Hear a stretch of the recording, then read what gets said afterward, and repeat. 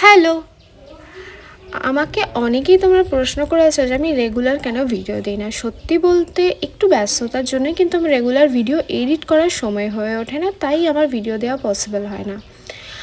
আর আজকে কিন্তু আমি চলে গিয়েছিলাম হাতিবাগানে, আমার কিছু ওখানে কেনাকাটি করার ছিল। একটা নেট কেনার ছিল রেড কালারের, নেটটার মধ্যে একটু কাজ করব, আর কি কাজ করব সেটা পরে তোমাদের সাথে অবশ্যই শেয়ার করব।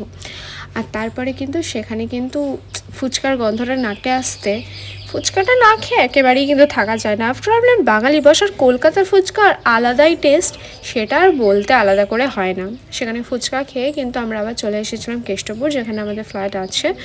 তো সেখানে গোপালের টুকটাক কিছু বসার আসন কিনছিলাম, আর সেই আসন কিনে নিয়ে আমি এই হলুদ রঙের আসনটা নিয়েছিলাম। আর সেখান থেকে ফেরার পথে কিন্তু এখানে এই সেকটা খেয়ে নিয়েছিলাম। আমি ছোটোটাই নিয়েছিলাম, কারণ ছোটোটা বেশি খাওয়া যায় না, ভীষণ টেস্টি।